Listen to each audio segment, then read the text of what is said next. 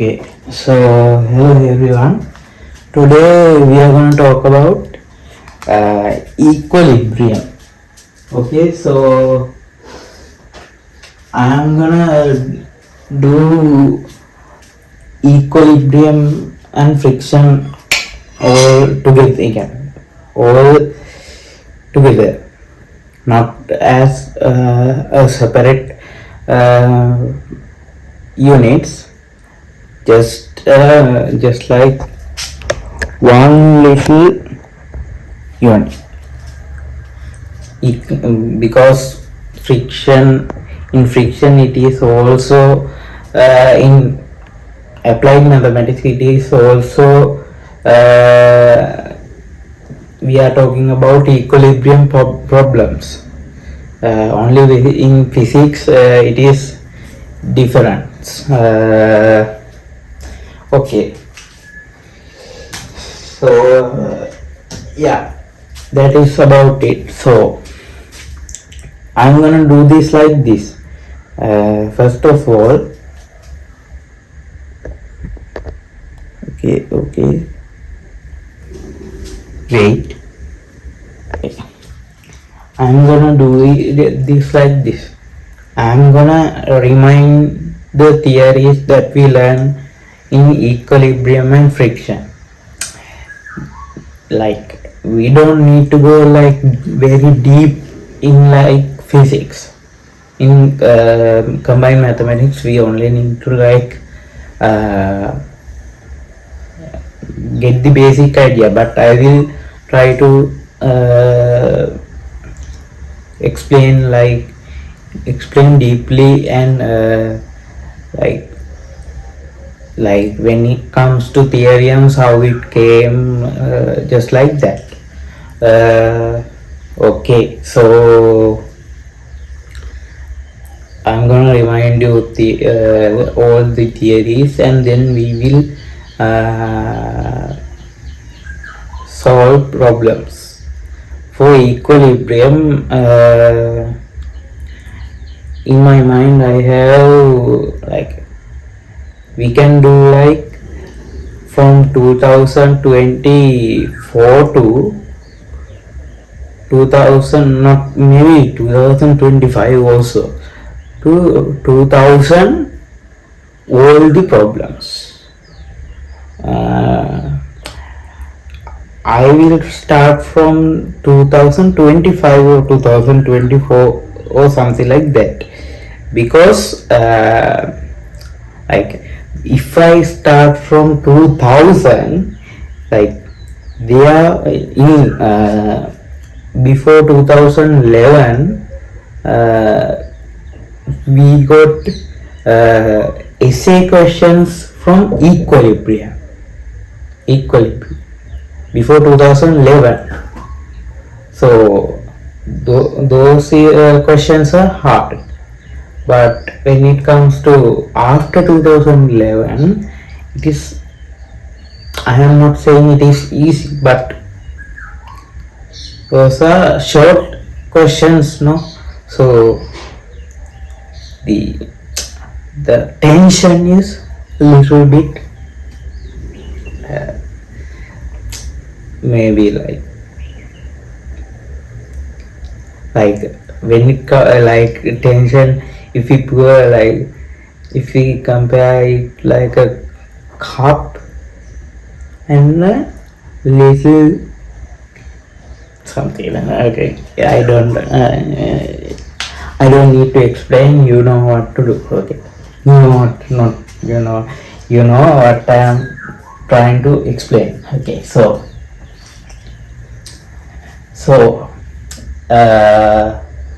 theories in equilibrium. So before that, maybe I will write. Okay, so what is a equilibrium actually? Okay, like we call some systems that they are in a equilibrium. So how do we like literally define they are in equilibrium. Only this is there needs to be two conditions have to be accomplished to be in a system. If the system have to be in a equilibrium, one is there cannot be any unequalized external force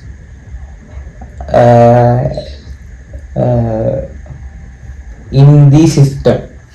Okay, there cannot be any external unequalized, not equalized, unequalized force. I mean like literally a resultant force.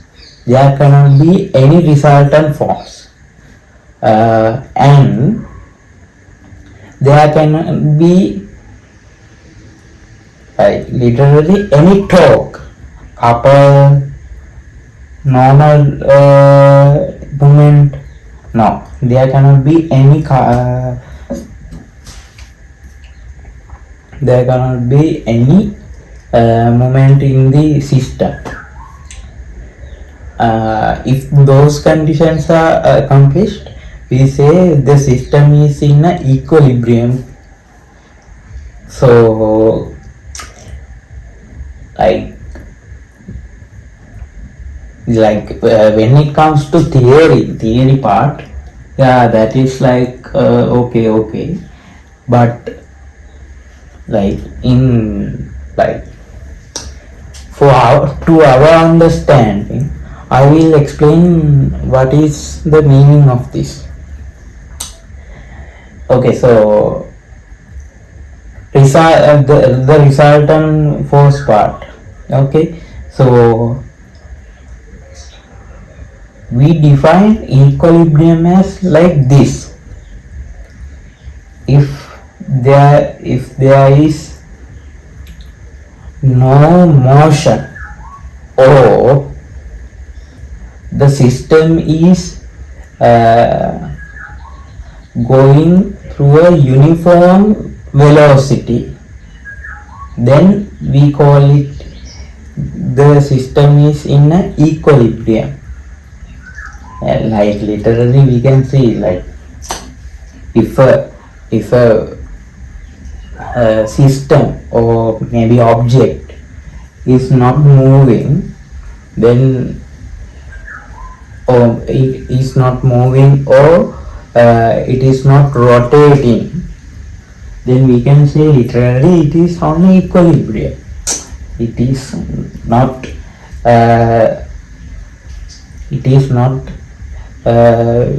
like literally it is not under a pressure of a resultant force or torque. When it comes to a uniform velocity, it is also in a equilibrium, because when it comes to uniform velocity, if a resultant force is doing work, the velocity cannot be uniform, and if there is torque, the velocity will be even if the magnitude of the velocity is not different. I mean like just the speed is not changing, but the velocity is a vector, so it has a magnitude and direction. So if even though the magnitude or speed is not changing, if the direction of the velocity is changing due to a torque, then it is not in equilibrium. It is not in equilibrium. There is work done by a torque. Okay, I think you get the clear picture. Okay, so about this theory is about equilibrium.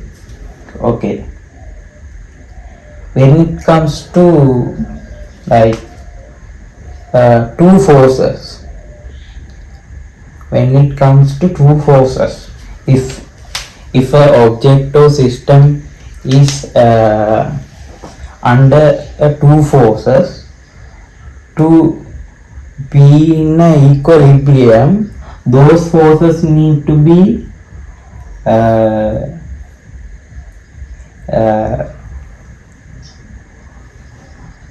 when it comes to their magnitude, it has to be equalized, and when it comes to their direction, the direction has to be inverse. If we take one force, the other one has to be inverse direction of the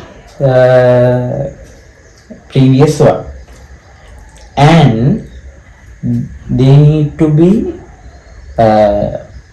their action of line has to be aligned together, because I will say why. Because if they aren't, even if they are equal and their directions are inverse, but they are not in the same line of action, there will be a talk. Actually, there will be a couple like this. Like this. A couple will be working in this system. Then there will be a rotation. Then if there is a rotation, then it is not in a equilibrium. So it is not. So there needs to be three conditions. The magnitude of two forces have to be same. Why? Because there will be a resultant force, even though they will be in inverse direction. There will be a resultant force. Like if this is like this, 1 equals F2, then there will be a resultant force like this. So there cannot be these forces need to be equal. Then their directions have to be inverse, and their line of action has to be the same. It has to be aligned in the same point.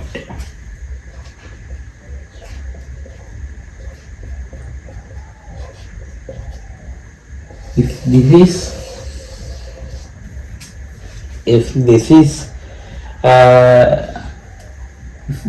three conditions are accomplished, this is in a equilibrium. This is in a equilibrium. I am not like very familiar with the English, spoken English, so don't do not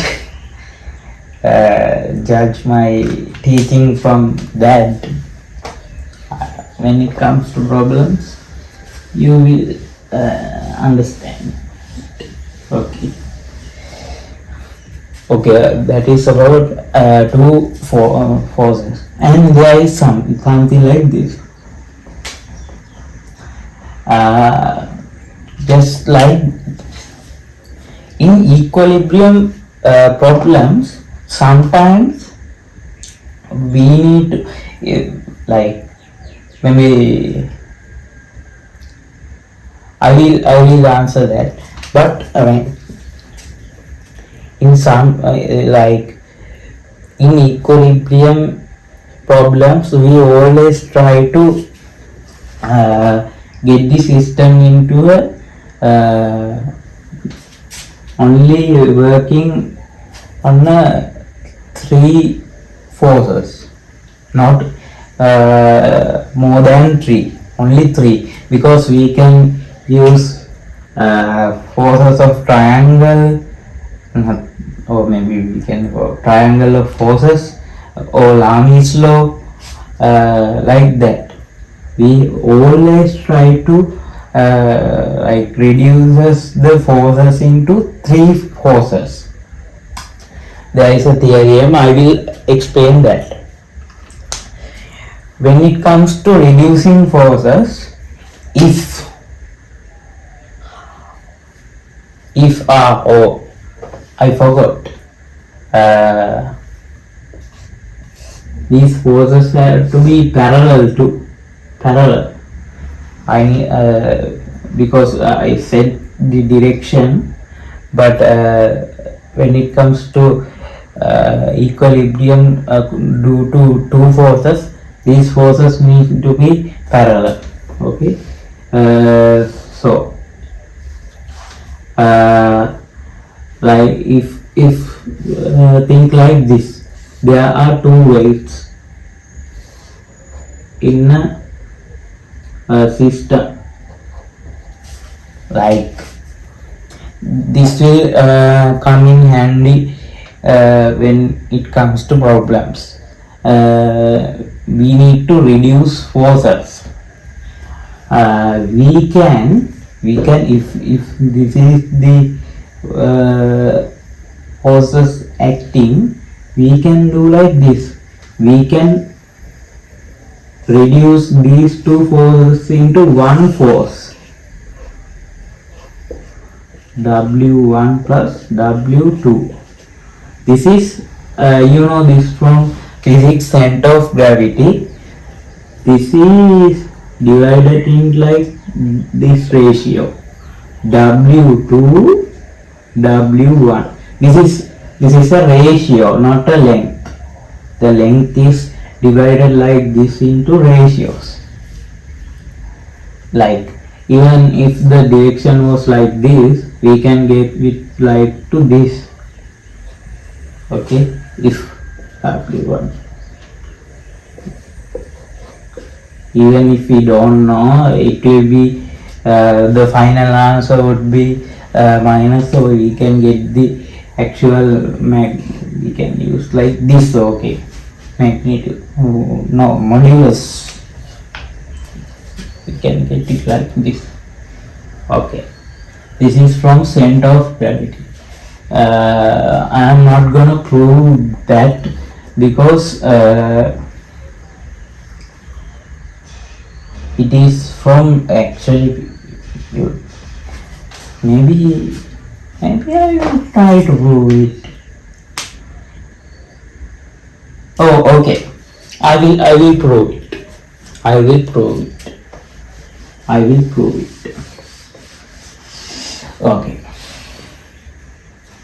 Okay. So think it like this: W1, W2. The length between this is L. So the resultant force is W1 plus W2. We know that if you like do it like this, we know that when it comes to a system, the resultant forces torque is equal to every torque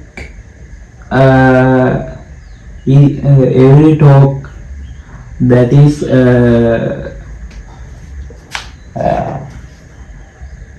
conjured by all forces, like not like all forces one by one, like W1, if this is like, if we take this like x, this is L minus x, so So I am telling that W1, if we take moment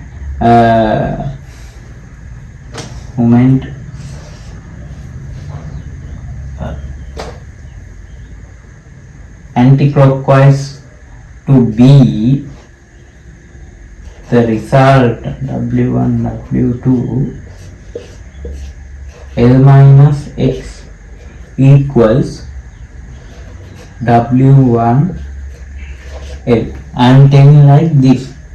If we take the resultant forces torque is equal to every forces torque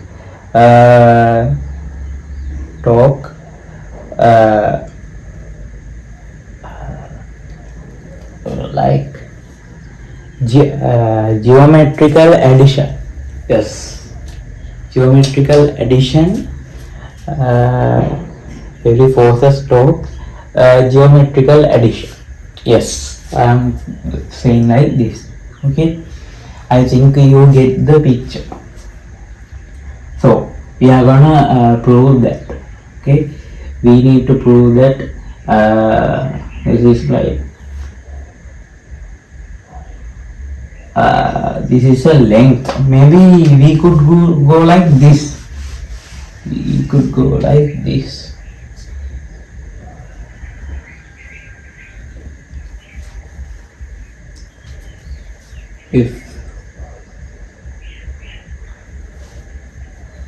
Okay, so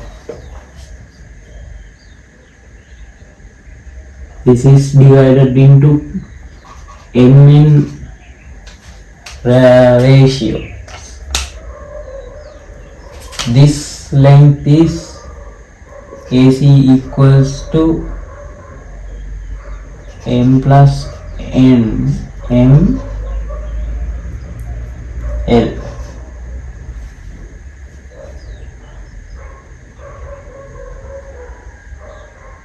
This length is equal to this.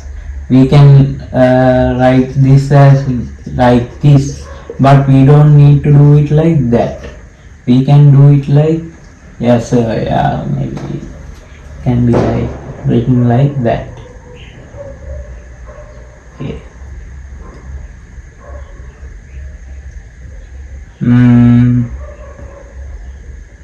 Yeah, we need to find m and n. This. Okay. I'm gonna prove it. So let's just try to prove it.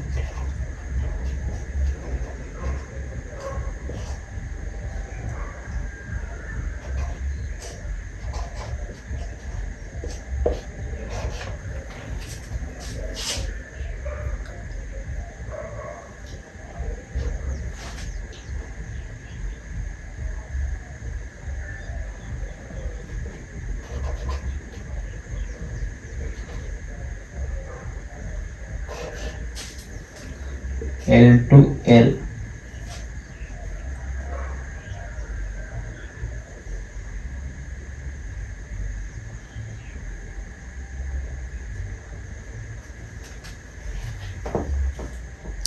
Or maybe if we like,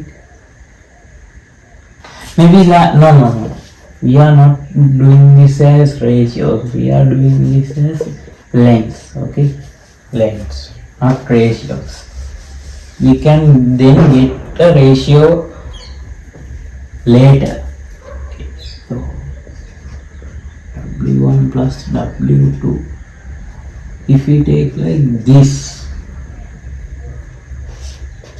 clockwise to A, W1 plus W2 X equals W2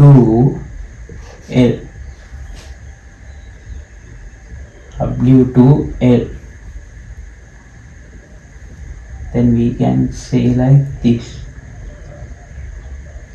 X equals W2 O. We get it. See the ratio. X equals W2 W plus W1 to W1 plus W2 2. This is a complete ratio. If we consider L minus X, we get L minus W2 W1 plus W2 L. If we solve this, we get like this. So I proved that the ratios are true. This is the same as this.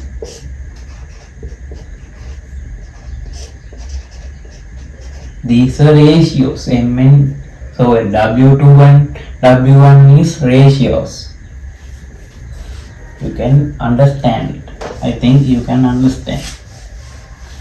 Okay, this is not always gonna be useful, but it will be useful in some occasions. Okay. First one was about the center of gravity. Next one. Next year, I talked about the these forces is one dimensional, not 2 or 3. These forces we are talking about these forces in a one dimension, a one dimension system. Not we are not taking to beyond one dimension. Only we take one dimension.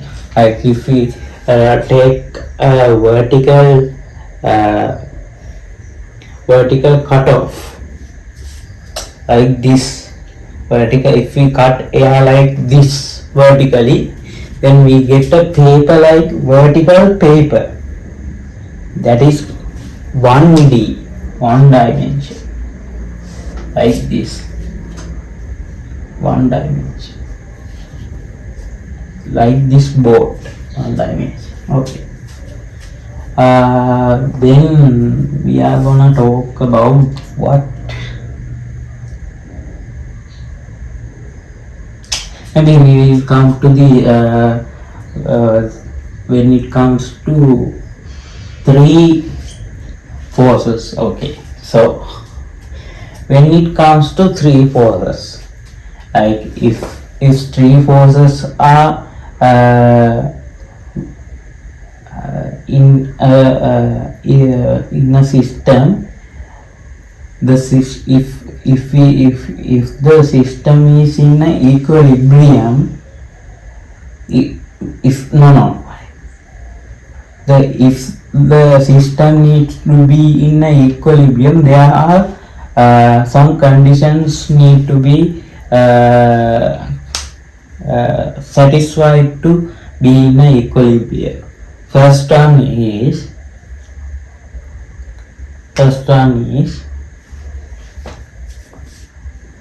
the all three forces need to be met in one single point. These 3 forces need to be met in one single point. Okay, we take like this.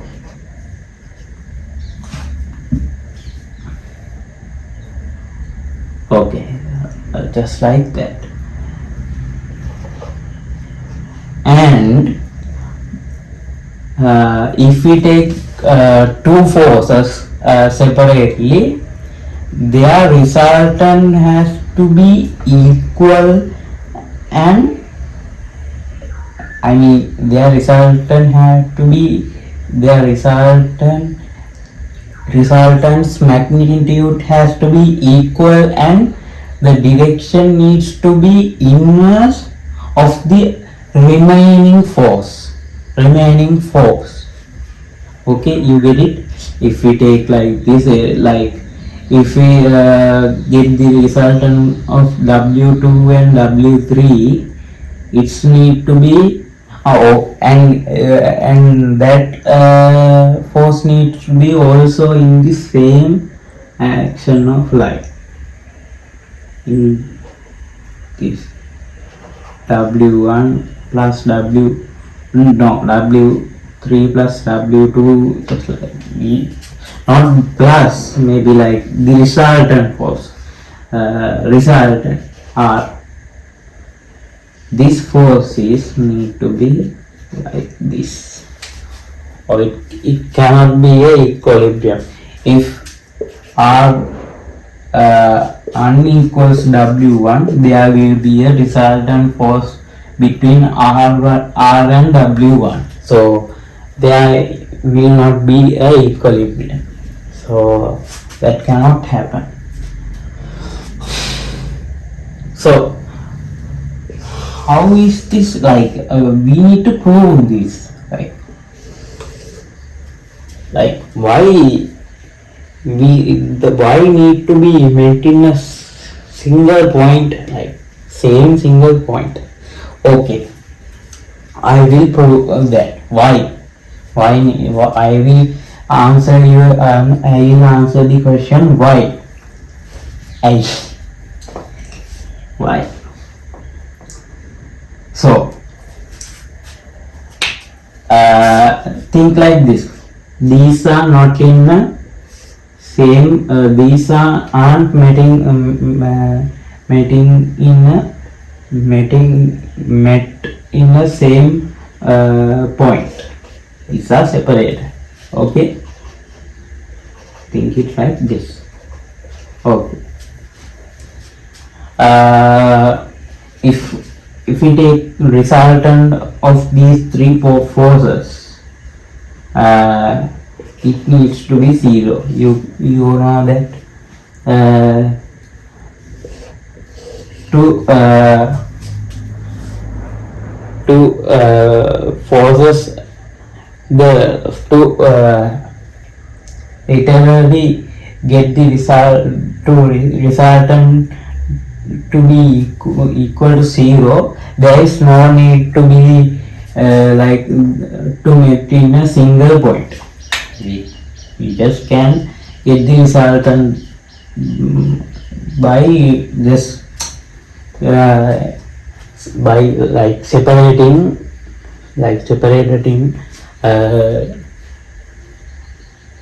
separate. Okay, so this is not a problem. Okay, but when it comes to moment, there is a problem. This is equals means this and this needs to be equals zero.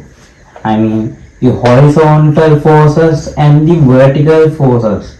If we take you know what I meant, horizontal forces and the vertical forces. If we get these forces, horizontal and vertical parts, the resultant must be equal to zero.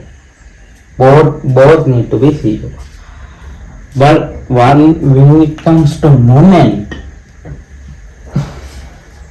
the story changes.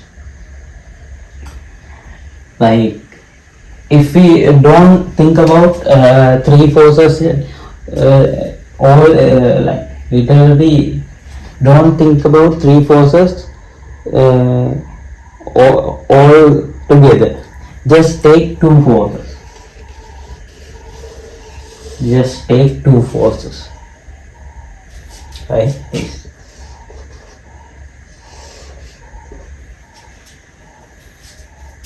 W2 and W3. There will be literally a resultant from this, because we know that if these forces resultant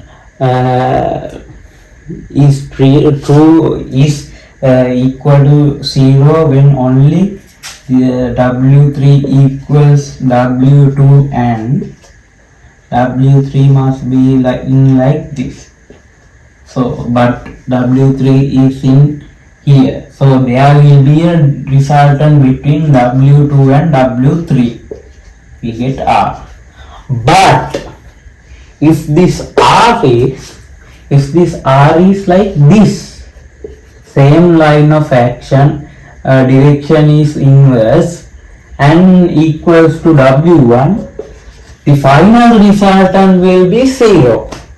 The final resultant will be 0. So that is the reason we say that these needs to be met in a single point. If we quite analyze this, like if we get the resultant of this, like if this is not in if these three forces are not met in a single point, think like this. Okay, W3, W2, W1. So resultant of this take like this, R.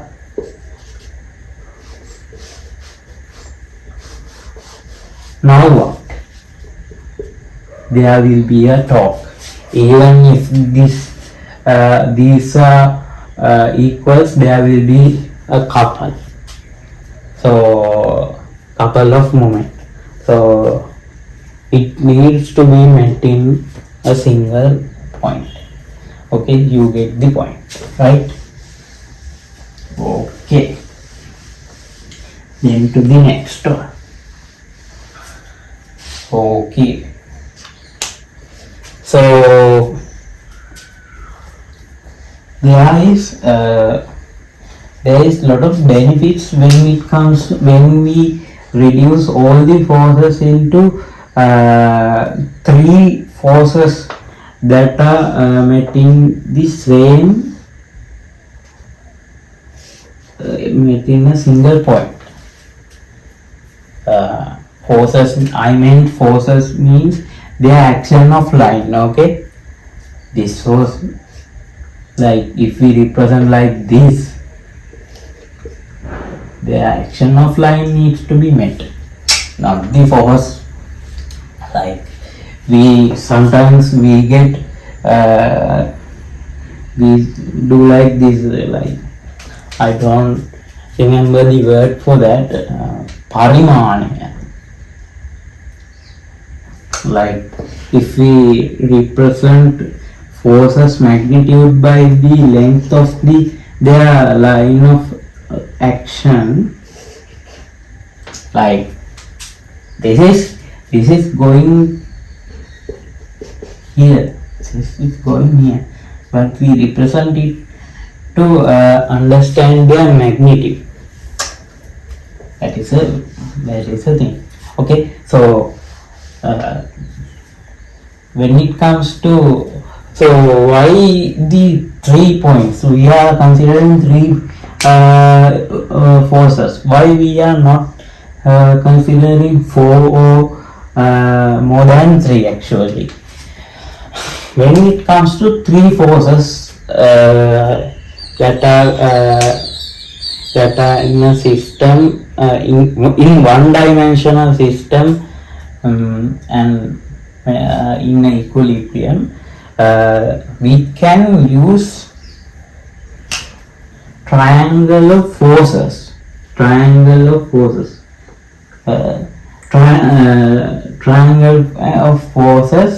and we can use Lami's theorem. So that is, those two theories can be applied if we get all the forces into, minimize all the forces into 3 forces that are met in one single point. Okay, so what is this triangle of forces? And I need to tell you that if if there is more than three forces, like four forces, it will be like not triangle.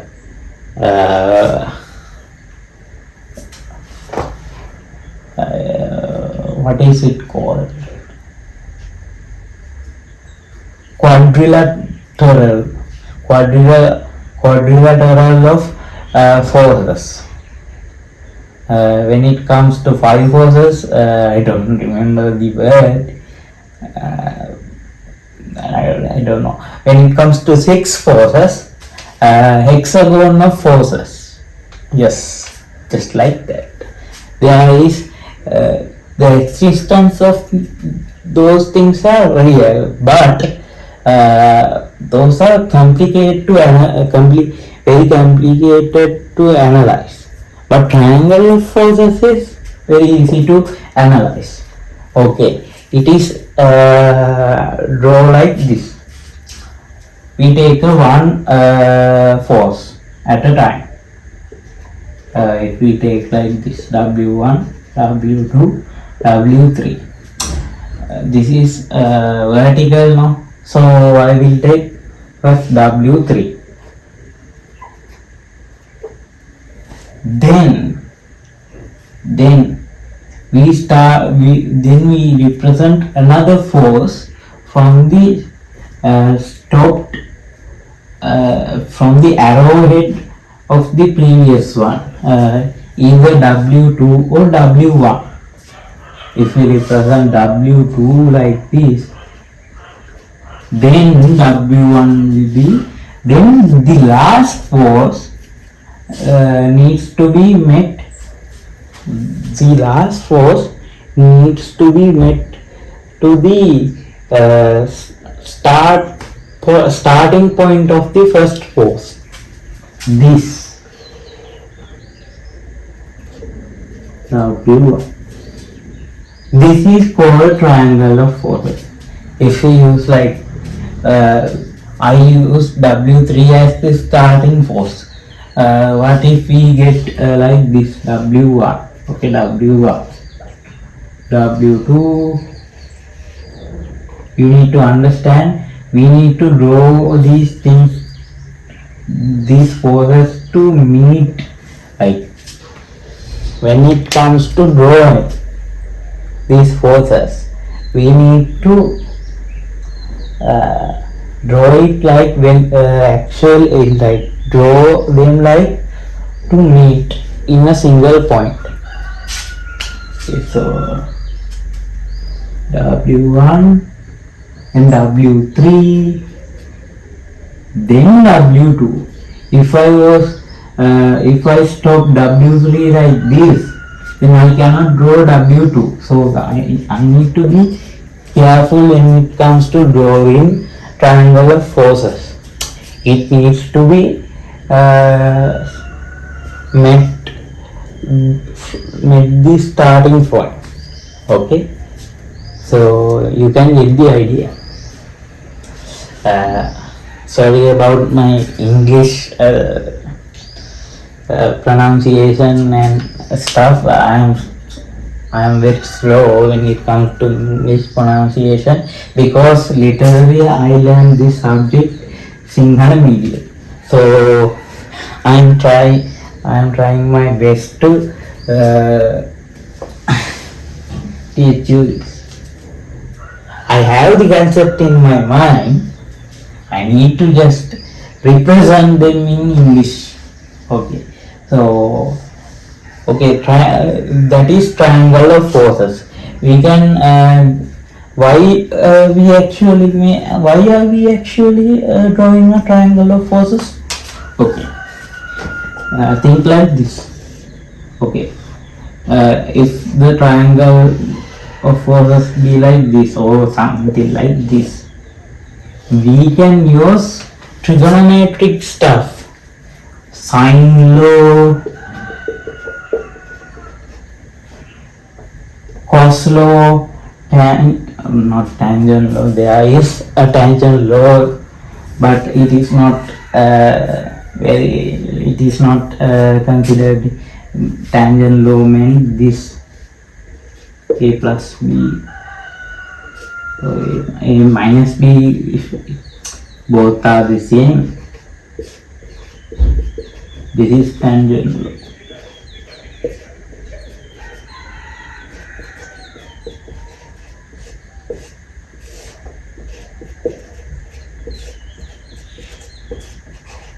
This is not taught in our syllabus, but we can prove this. Okay, so Cos law,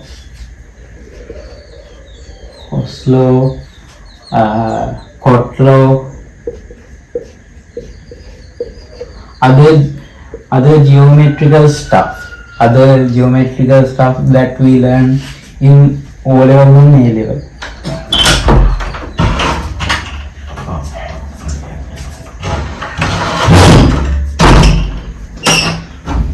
Other geometrical stuff that we learn in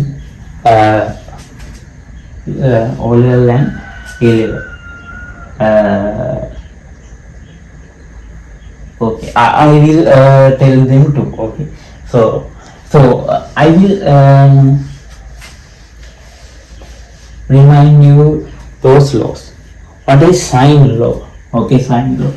When it comes to a ABC triangle. Okay, before that I need to remind you something. When it comes to like, if we literally mark the vertices as A, B, C, D or something like that, we cannot use it like this.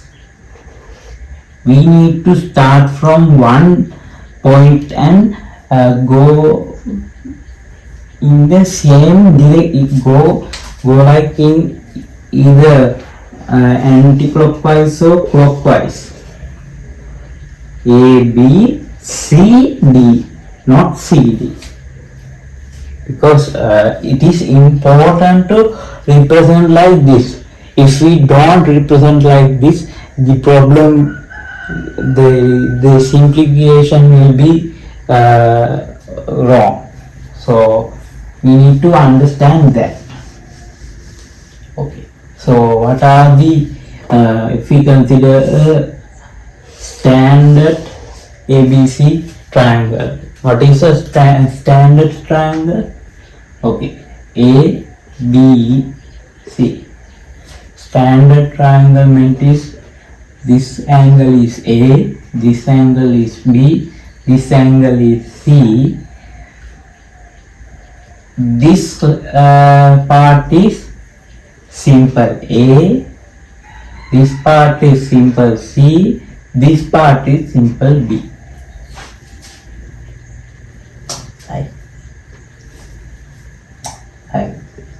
You get it now? I am not getting the words to explain what is that. You get it? Okay. So okay, like that. Then okay, sine law. What is sine law? Sine A, or this can be vice versa, equals sine B sine C. What is cos law? Cos law means cos, if we take A, B or C, or maybe cos A equals to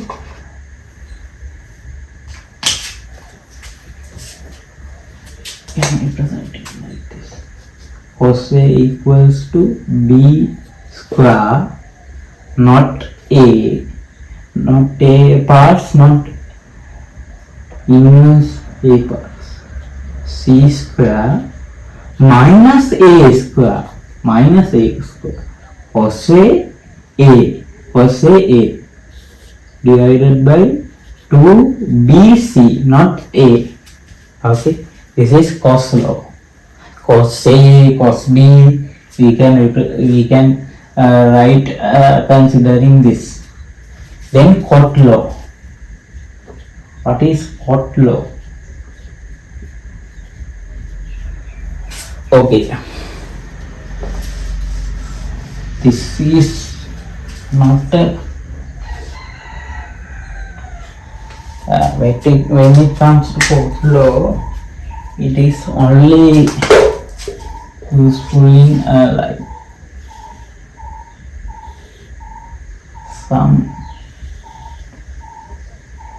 some situations, but in equilibrium we get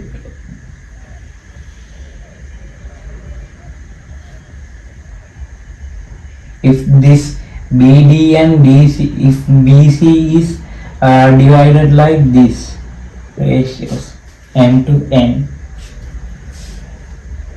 if this angle is alpha and this angle is beta, this angle is B now, this angle is C now, or alpha beta, then there is two methods, two representations in cot law. First one is, this angle is theta.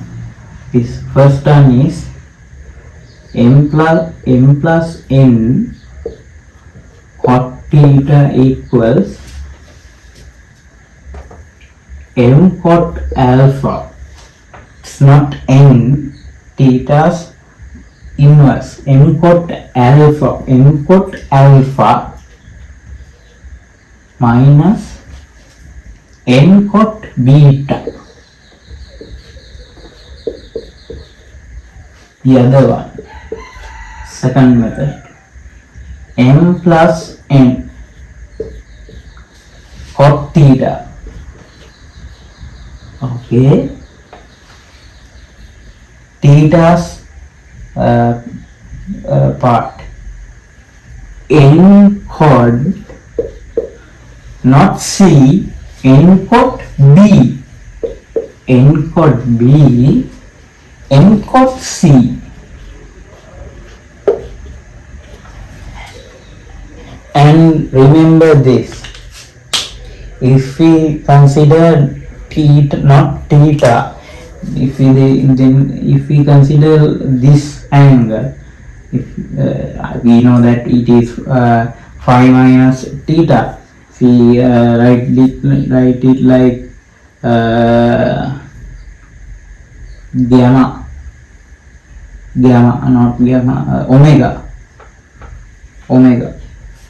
omega, then we can write like this, m plus n. This is not need to be remembered. We can just I am writing this to get you the idea. I am trying to get explain you the idea of cot law. M plus n cot gamma.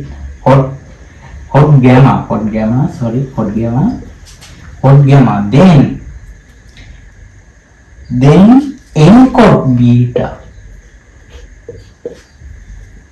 N cot, not m, n cot beta minus m cot alpha.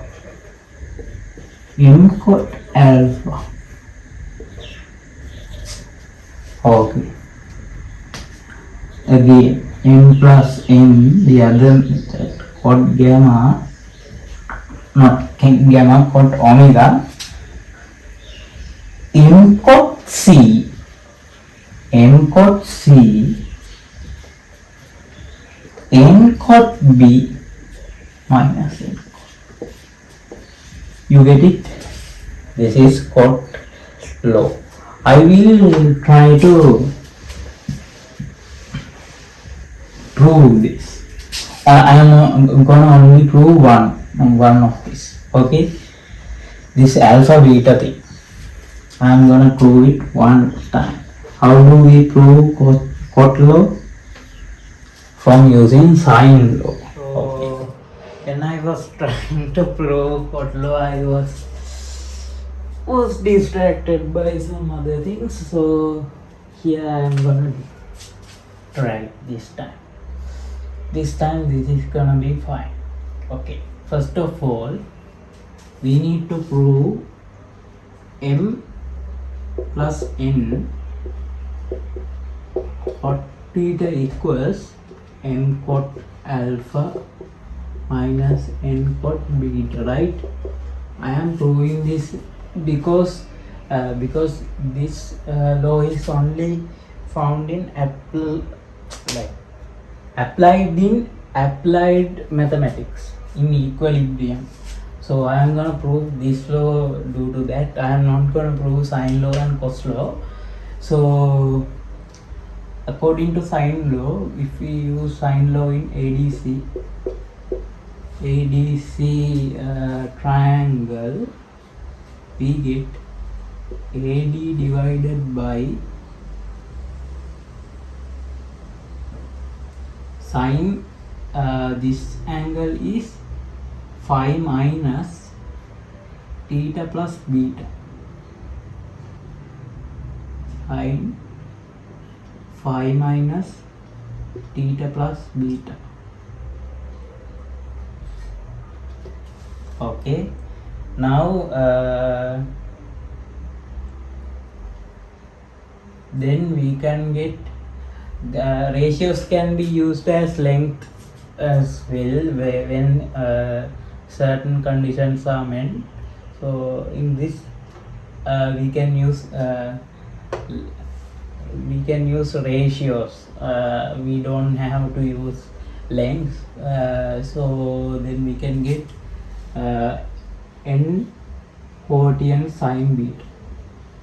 So AD is sine theta plus beta n sine beta 1. Now ABD triangle, this angle is phi minus theta. This angle must be theta minus alpha. AD sin theta minus alpha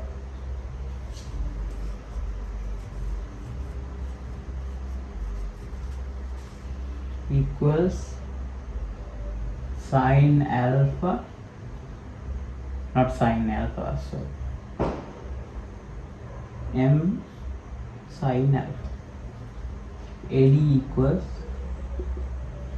m sin theta minus alpha sin alpha 2. 1 equals 2.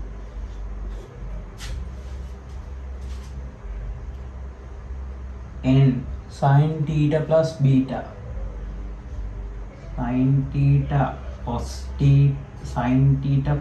beta plus cos theta sin beta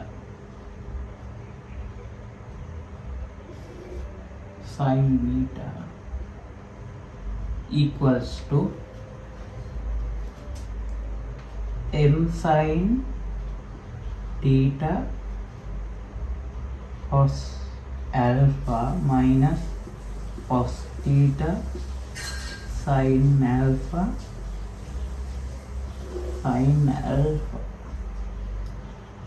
Okay, now what to do?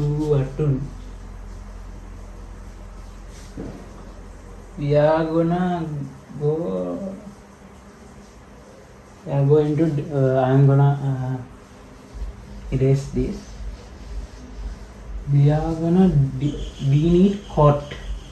So we are gonna divide this by this side by cos theta, cos beta. Both numerator and denominator. This is denominator, right? Yes. Then we get cos beta, cos beta, cos theta. No, cos beta, not cos beta, sorry, sin beta, sin theta, sin theta or sin theta, sin beta, cot beta, sin theta, sin beta plus cot theta.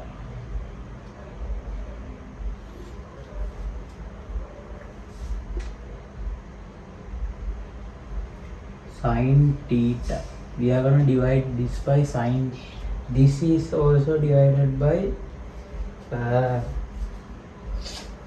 sin theta,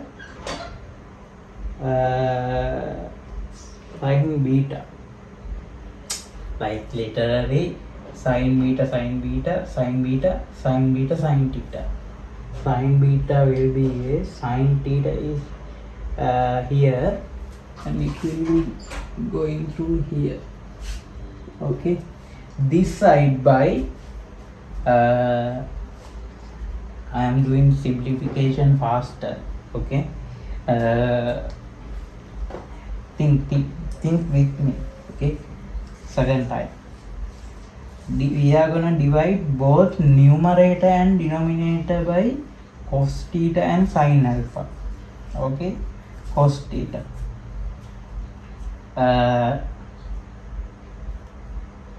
cos theta, not cos theta, I'm sorry, sin theta, sin alpha, sin theta, sin alpha, sin theta, sin theta, sin alpha, cot alpha,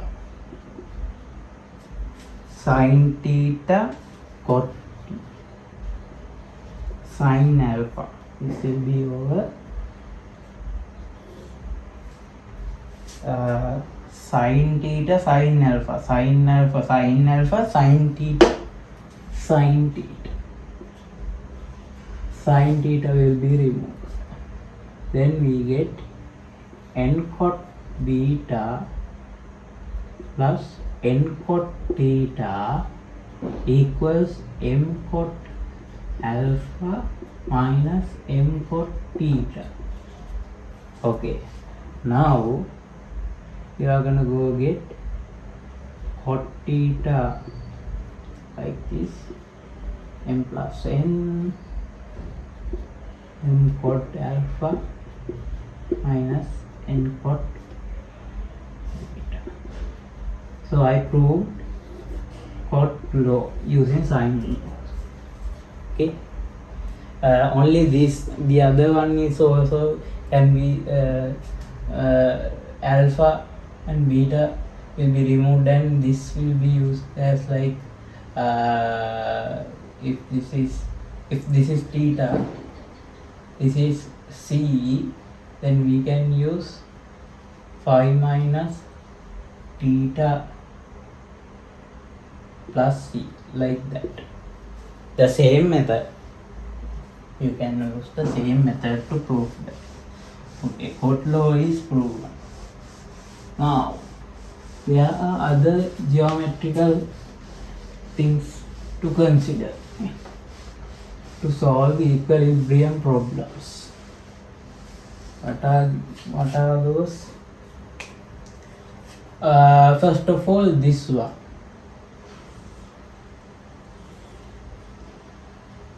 First of all, this one. This one. Listen to me carefully. If we draw a line parallel to this one, if this line is divided like ratio m to n from this point, this will also be divided into n to m. Okay, if we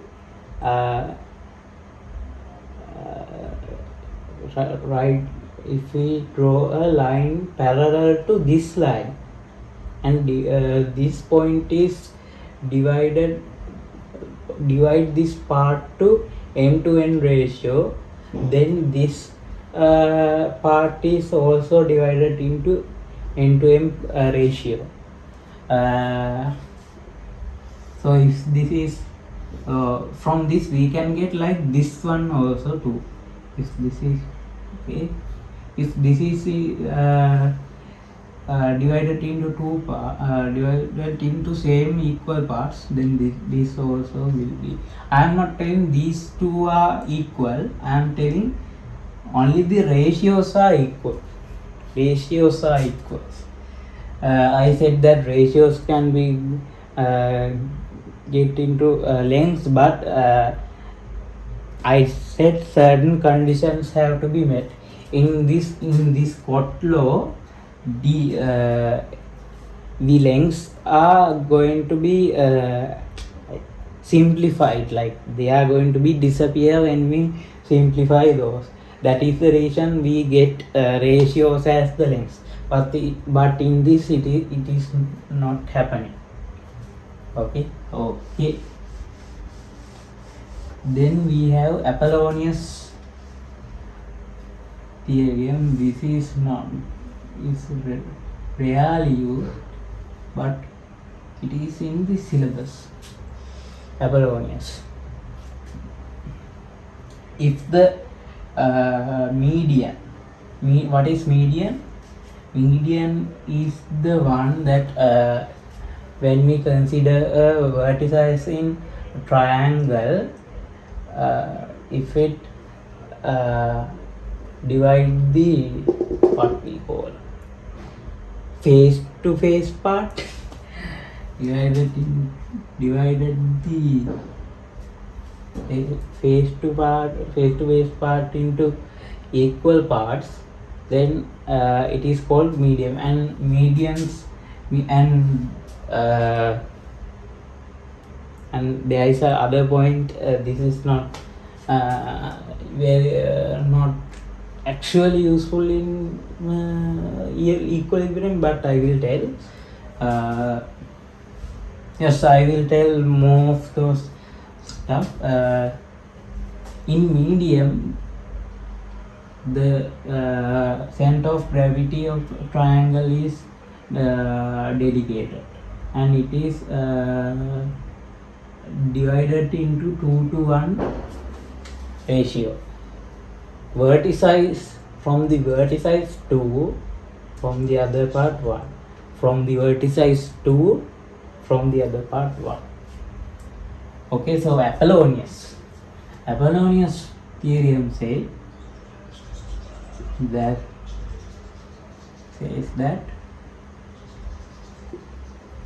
AB AC equals, wait, what? I think I was telling that AB square plus AC square equals to 2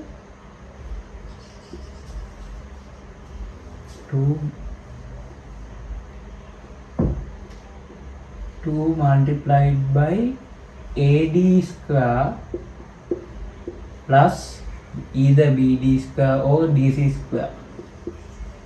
This is called Apollonius theorem. I am not gonna prove it. Okay. Then the next theory.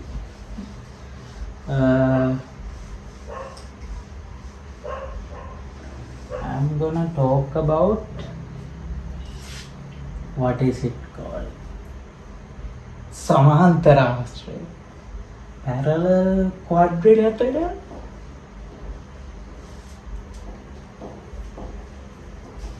Parallel quadrilateral, maybe. You all know this, right?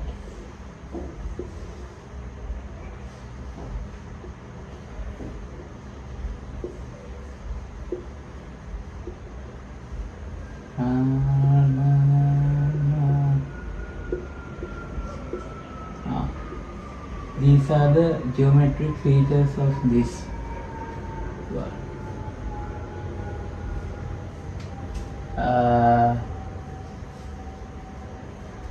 The diagonals are what we call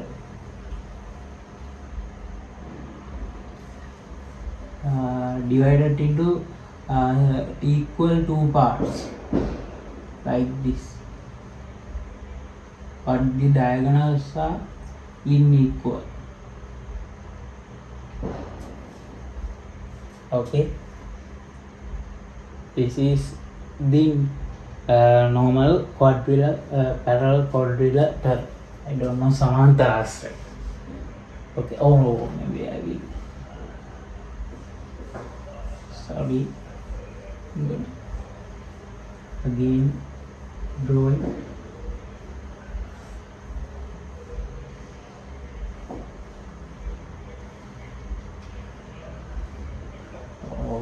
Okay. Okay. Okay. Okay. Okay. Okay. Then we go to rhomboisium. It is also this. I am telling it parallel quadrilateral, but it is not the word. I know that, but whatever. Samantara astraya, Samantara chaturasraya. Chaturasraya means quadrilateral. Samantara means parallel. So I am gonna say parallel quadrilateral. This is called rhomboisium. I heard about that. Rhomboisium. Alasama chaturasraya. Aligned square. Okay. This one is also a parallel quadrilateral. So this one has the same features as this one. But there is other two. Four parts are equal. These four parts are equal.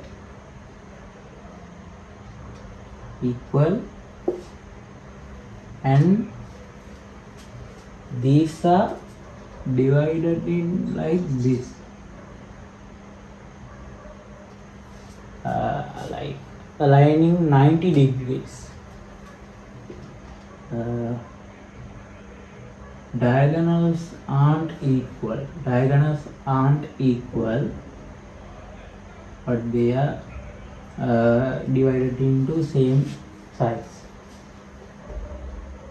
Diagonals aren't equal, but the angles are equal. This is theta, also theta. This one is if this one is 90, this one is 90 minus 5, 90 minus theta. You get the point, right?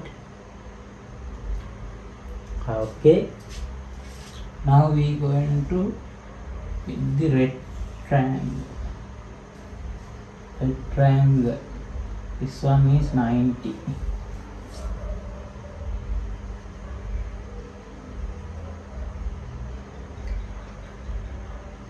Four parts are not equal, but the parallel parts are equal.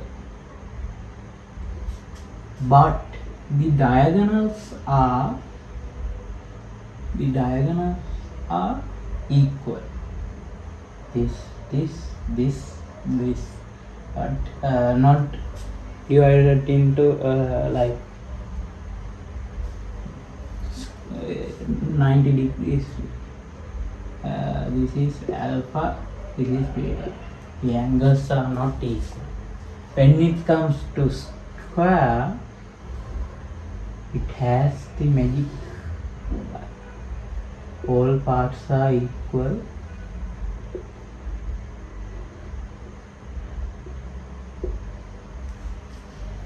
Oh, sorry. Yes,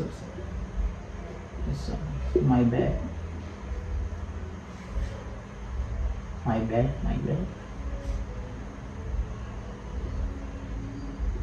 But diagonals also equal but not equal to other ones. And it has the rhomboisium feature. And this is 45. 45.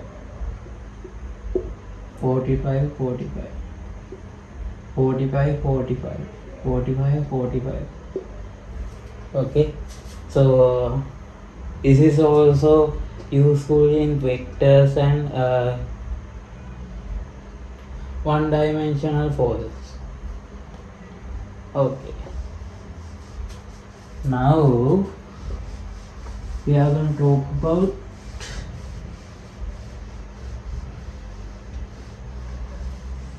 this one.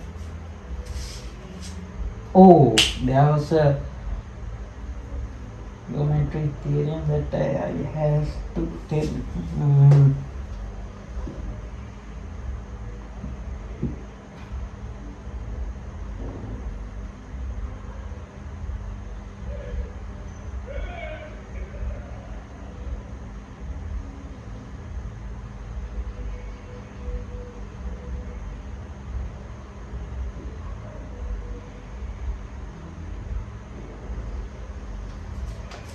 Don't quite remember what was it.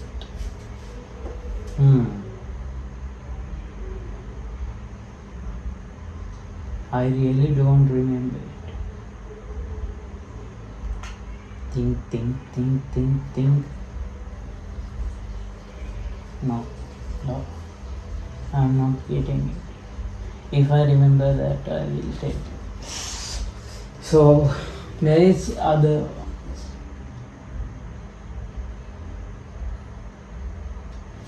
But I don't know the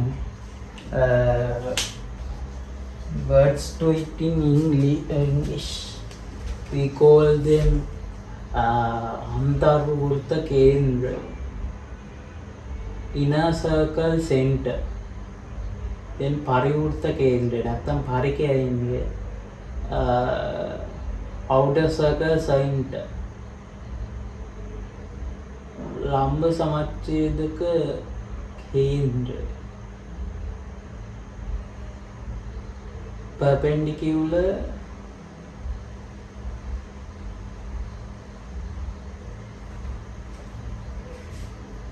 සමච්ඡේද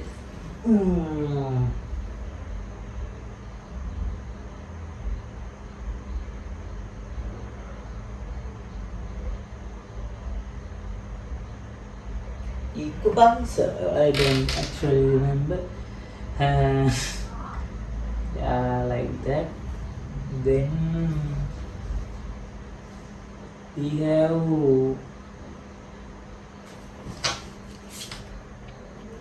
what? Kona samachchedati.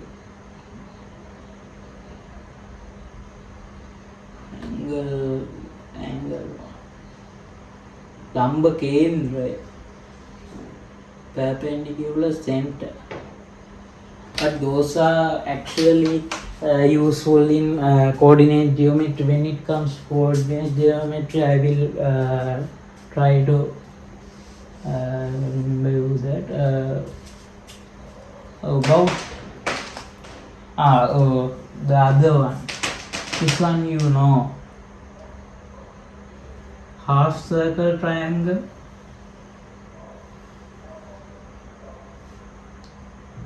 If we consider if a triangle is drawn from the vertices that are ends of the diameter. The vertices are the end of the diameters. Remember this. End of the diameters. The vertices have to be the triangles vertices have to be end of the diameter, not like this. Not like this.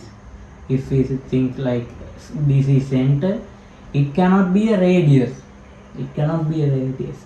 It always has to be the end of the diameter. This angle is 90 degrees. You all know that. This is called half circle triangle. Okay, you know that.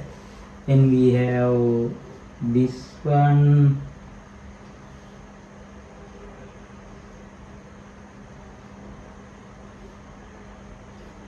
This one.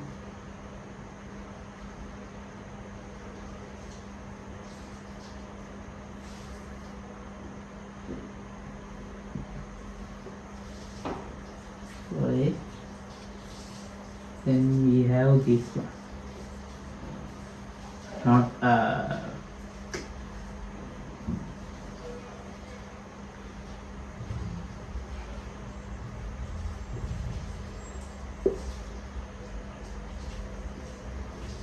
on this one and this one.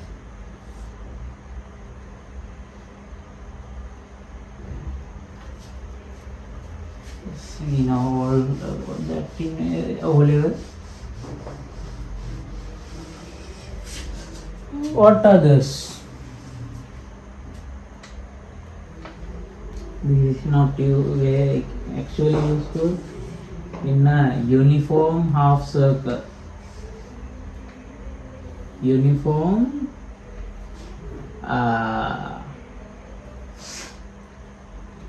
solid half circle. The radius is in here, not radius, center of gravity is in here. 3 to 5.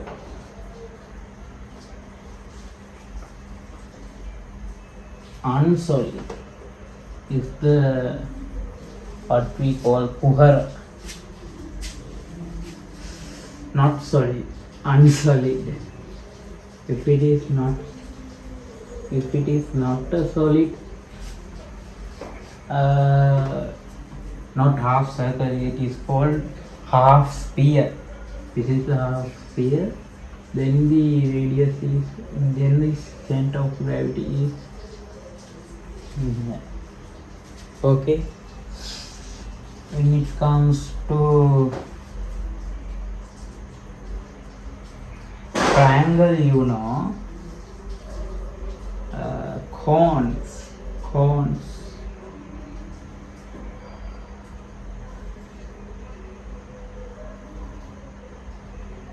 I think it was like this. I really don't remember about that one. I really don't remember about cone one. Oh, this one can be gained by this. Not this. Like this is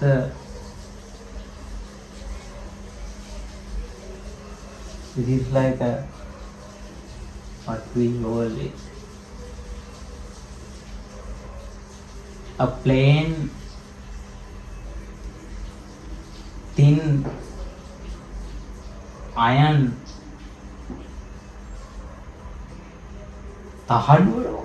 sheet.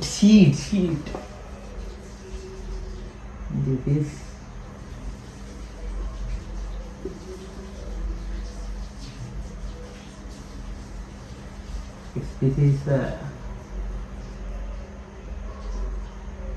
this.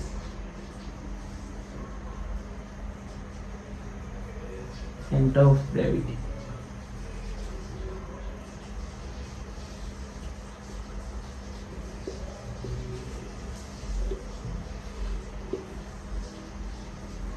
Okay. This is from center of gravity. Okay. Spheres. We don't need volume or other stuff. In cylinder, it is literally in the center. Cylinder one is okay. axis, second axis. Yes, okay. So equilibrium theories are okay. Now friction. Before friction, you need to understand this. We don't know why friction is in this universe. Why there is a force called friction in this universe. We only know that it is generating due to Newton's third law. What is Newton's third law? Every action has a reaction that has the same magnitude, but the reaction is inverse. Okay. Newton founded that theory, that law, but Newton doesn't know why it is there. As a simple explanation, we can use like this. This universe is like literally there is a thing called inertia, like a system. If there is a system in like in like a equilibrium or something like that, it doesn't like to change its state. This feature is called inertia. Okay. If a motionless system is doesn't like to do a motion. If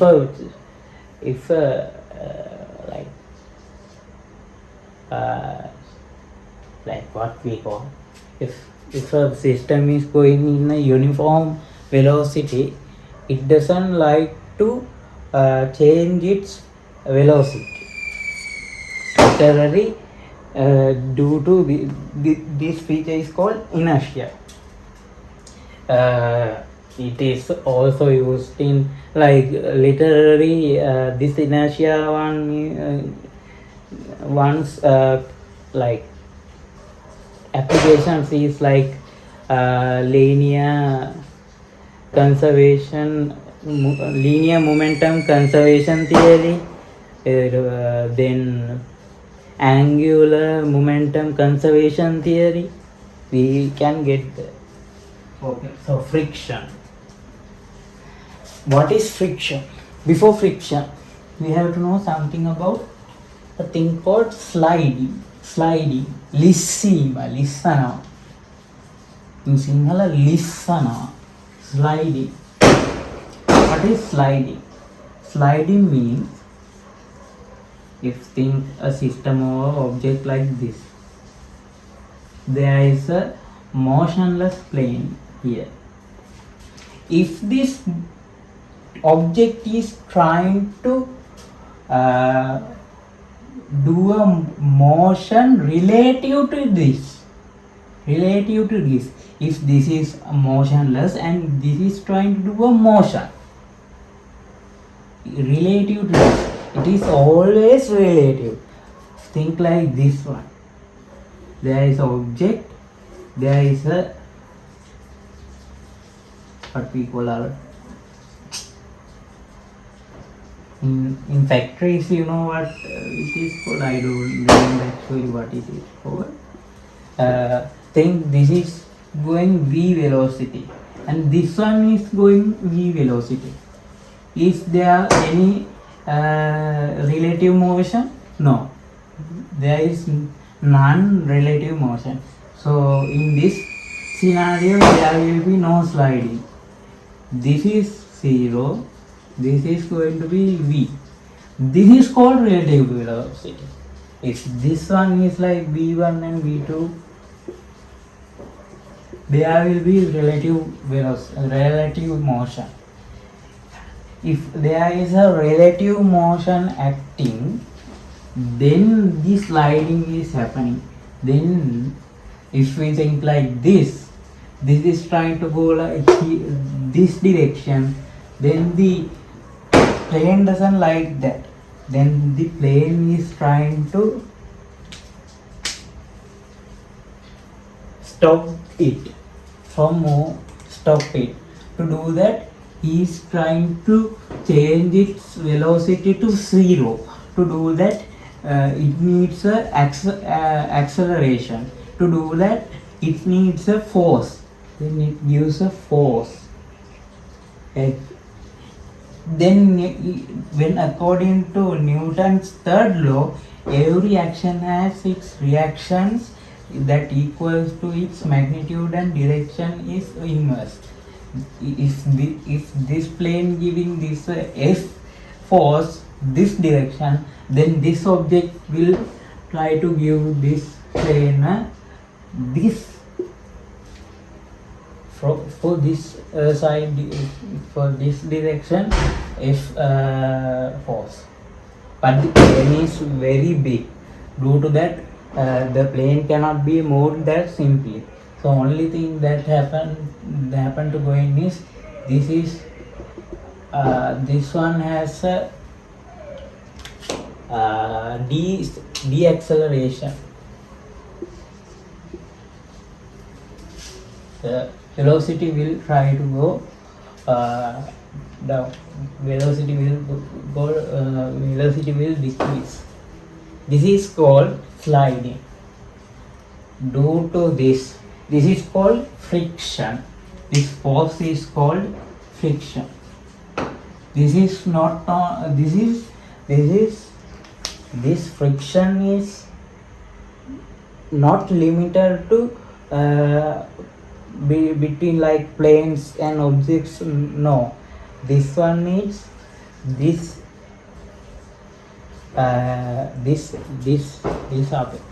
what we call like this force field, this blocking force is also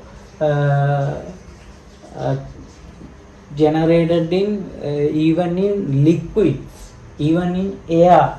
Liquids, I mean, like it is called in liquids, it is called viscosity.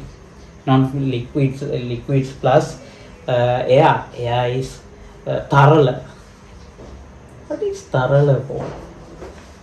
Drava plus dravai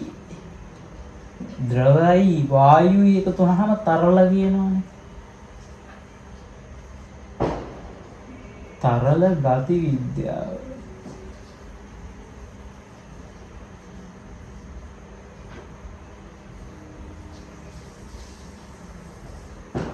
Hydrostatics.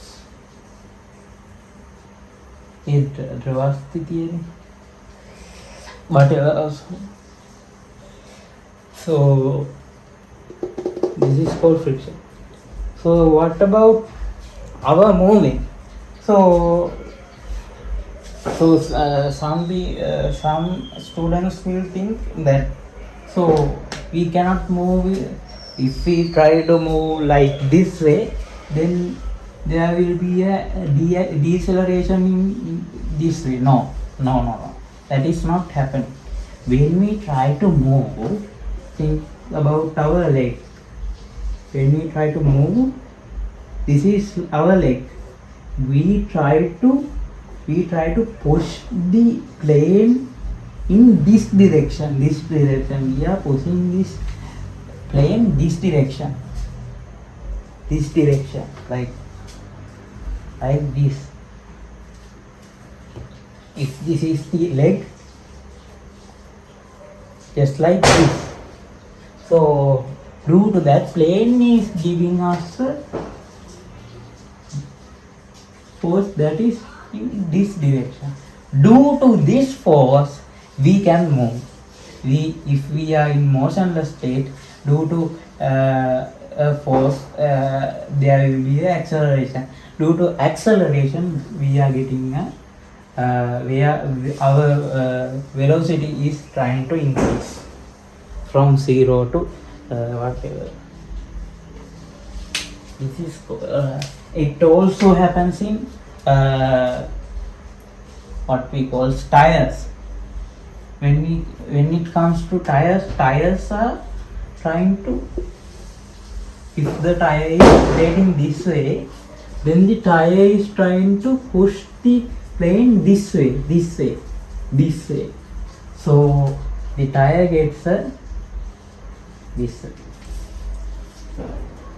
way force. So I forgot. When it comes to two-wheel vehicles, two-wheel cars or bike, not two-wheel bike, but bicycles or two-wheel vehicles. Let's think about two-wheel car. The back, normally the back tires are trying to move, so they will get like they will try to rotate this way and they will get this kind of. But the other tires are not rotating, they are just moving this way, so the front tires get force like this, so there will be a blocking force. But in four-wheel vehicles, both front and back wheels are rotating this way, so these get this. You get it? In bicycles, the back wheel get this kind of force.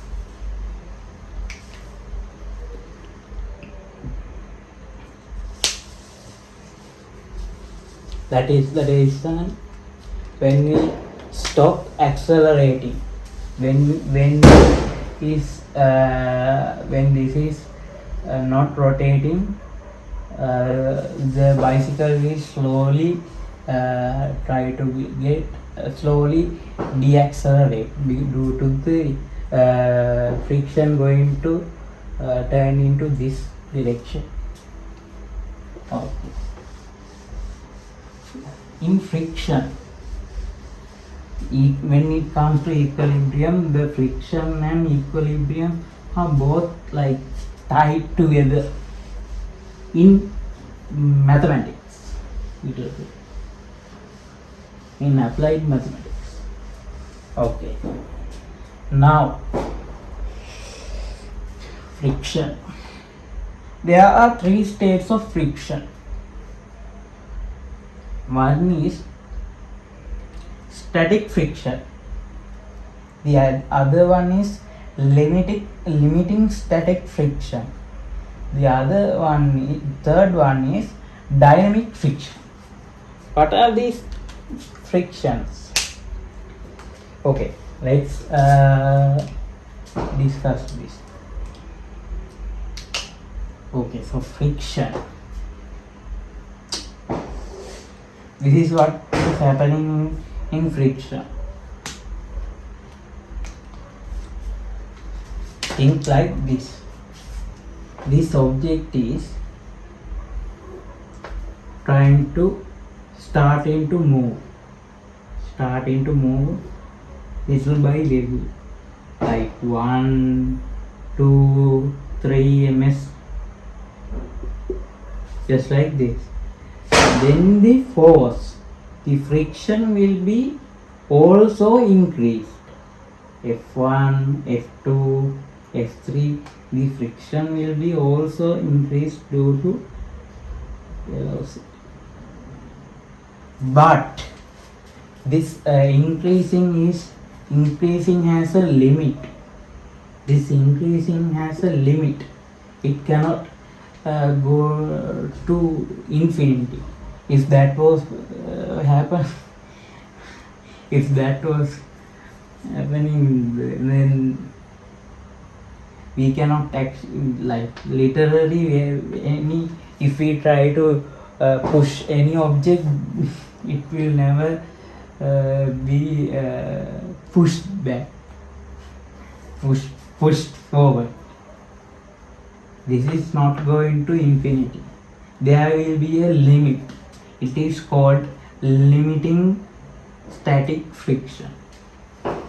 The highest friction force that can get, it is called limiting static friction. After that, after the limiting static friction state, the dynamic state will come. The object will try to, now object is, then the object will try to move a little by little, 1 meter, 2 meter, 2 meter. Then there will be friction, but this friction, this is called dynamic friction. This friction will be a constant. This friction is a constant value. Why? We don't know. Oh, right. So this one is called dynamic friction, and it is a constant force. Why is it? We don't know. This is how it's happening. Where if we graph the friction force, this is a decreasing force, just like this, and then this.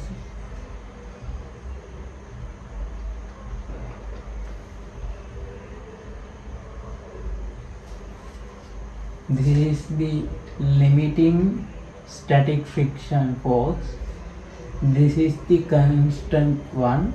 This is lower than the limiting static friction force. This is the highest that could get in friction. This is a slight bit lower than the limiting static friction force. This is called dynamic friction force. Okay. When it comes to friction, what is it dependent on? Like, it is dependent on the rough state of the two planes. I mean, this object has a rough side of this. This plane has a rough side of it. The rough plane between these two decides the friction power. Okay, these two decide the friction will be dependent on this. So when calculating friction, there is a coefficient called coefficient of friction. This is actually dependent on ratio of the friction power and the normal reaction. Normal reaction means this.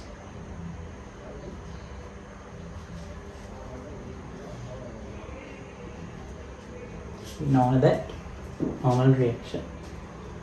So about this inequality and modulus, I will explain it. And the other ones are normally we call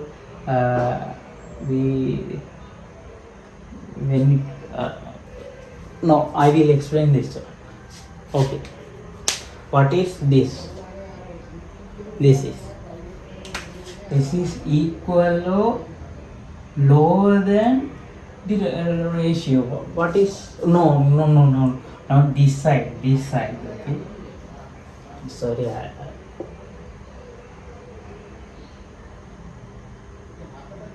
this one is the one. I'm sorry, I just forgot about that. Okay, so what is this?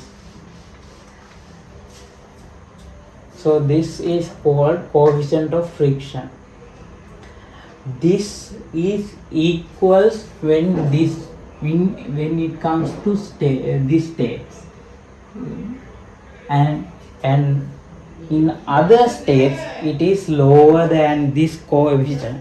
This ratio is lower than this coefficient. Due to this, in a limiting static friction state, we can write F equals mu r. Mu, normally we say this one is mu s, static static friction, coefficient of static friction we call it. Not the limiting word is not included, it is just, but we cannot write this equation in this state. In this state we cannot. Only in this point we can write this equation. What about this state? We cannot write this equation in this set, but there is another equation. It is same, but the coefficient is different. This coefficient is always like this. This is called coefficient of dynamic friction.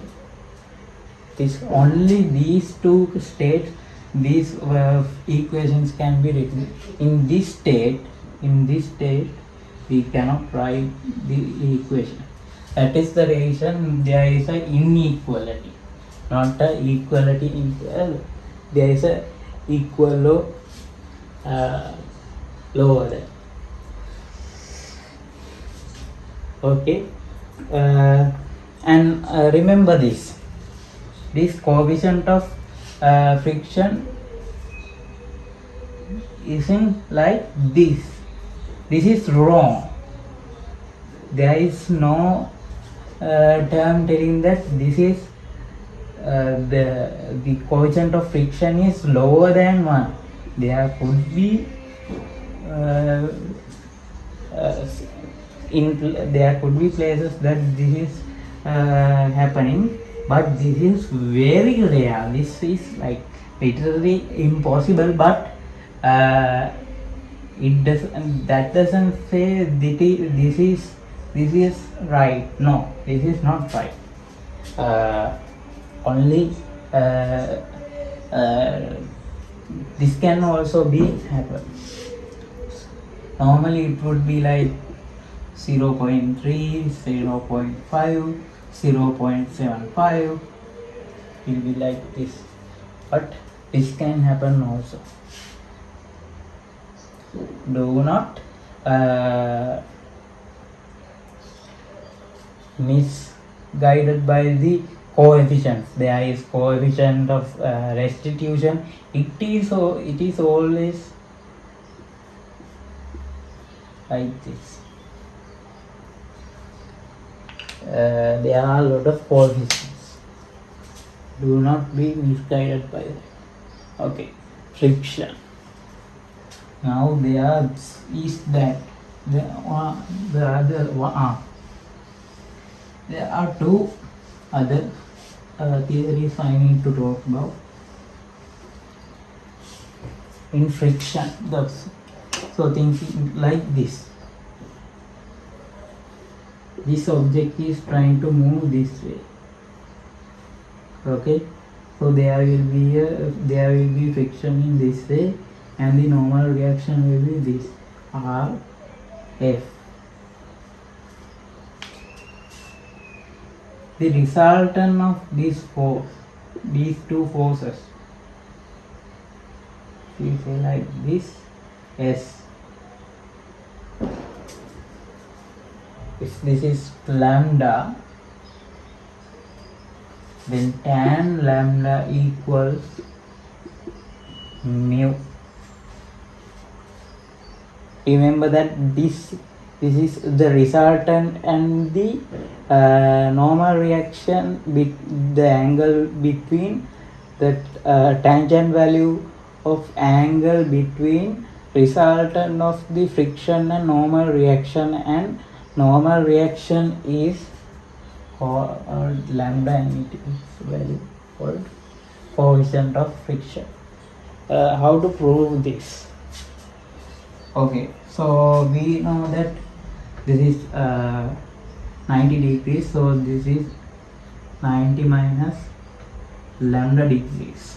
We know that r square equals p square plus no. We know that this is equals when this is the vertical force, then this is horizontal force. This is equal to this. From we know that about r square equals p square plus q square plus 2pq cos theta. We know these equations from the basic physics and maths basic applied knowledge. Then tan minus cot lambda equals r divided by f, and tan lambda equals f divided by r, tan lambda equals mu. Oh, I forgot about this modulus.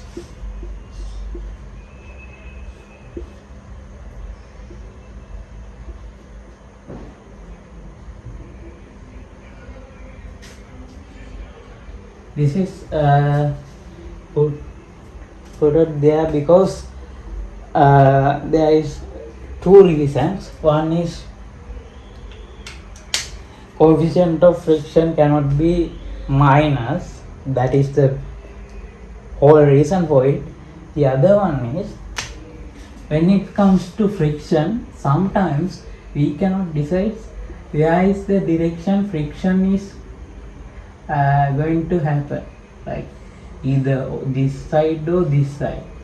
To get the both answers, we use this inequality.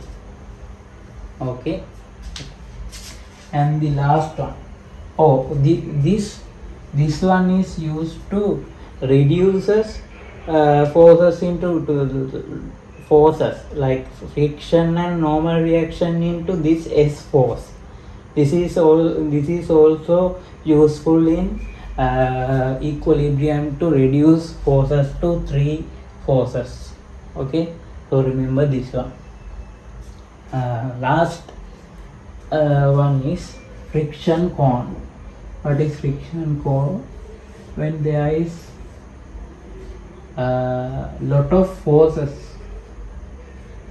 acting on the same object.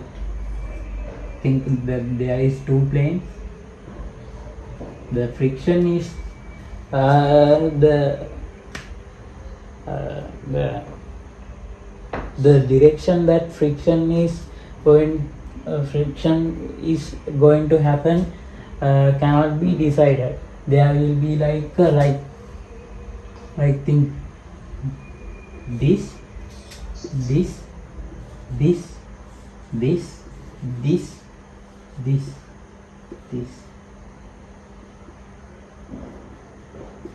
like a cone, get it? Cone. This is called friction cone. This will happen too. It is just a saying, it will not be useful in problems. So that is it for equilibrium theories. Is there any theory points? No, I don't think there is any theory points to discuss. So one last thing, we can only get the center or the symmetric centers when the object's matter is uniform. If it isn't uniform, then the center will be divided into not divided into 1-to-1 ratio. It will be a different ratio. So that is it for equilibrium theory.